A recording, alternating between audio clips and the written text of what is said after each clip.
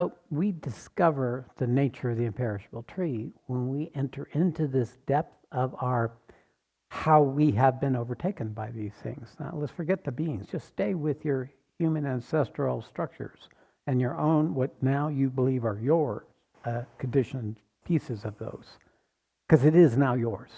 You made it yours unwittingly. Learning it's not yours is what the realization's about. Learning it's just part of the collective inheritance. But finding it, the way you get authority is by just what's said here.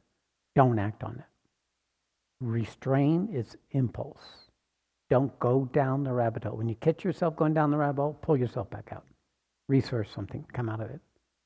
Put your attention anyplace else. Feeds on your attention. So if an issue rises up of the victim, the resentful, the jealous, the competitive, the angry, whatever it is, meet it as an energy in your body. Pull back from where it would normally take you, from what the expression it would want to have. At least you can express it physically. Like in my case, it was we would take baseball bats and beat up these old beaten up couches. You know, it was like, but that could be your wife or your husband. So it's not it's not an appropriate way unless you have the right situation to express it, to release it, because it is an energy, and animals handle it by just expressing it. After that, then there's your emotional body and whatever content is associated with that, the turbulence. This, something like anger or rage, is a very powerful developer of your container, if you can hold it. The restraining of the inclination to believe or act on or perpetuate or justify or rationalize that rage converts your presence into a real force, because you bring back all the energy you've given away to that. You recover a tremendous power inherent in that pattern of yourself that was overtaken, probably through some other member of your family or people in your environment or the abuser in your childhood. And you find it within yourself. So it's the holding of this, finding this, holding it over time.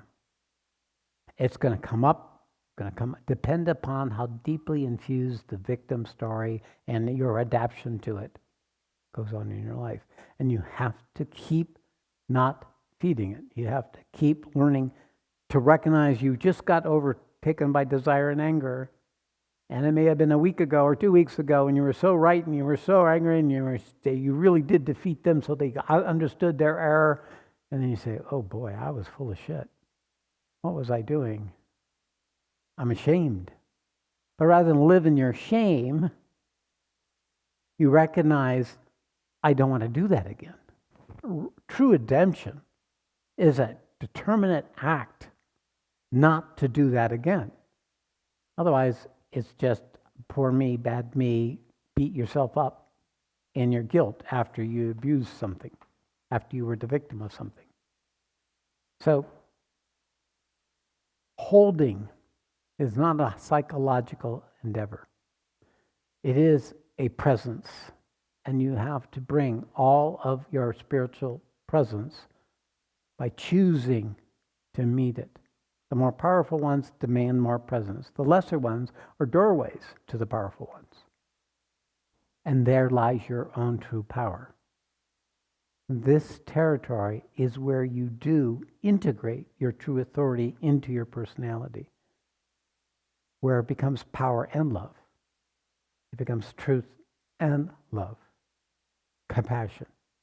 So these two come together when we start reclaiming the territory of our victimhood, because then we come to cause. And cause is power. Cause is truth. Cause it has an effectiveness in this dimension and in all dimensions, because it's a reflection of that power and love of the Supreme itself that we all carry, that we're looking to actualize in ourselves.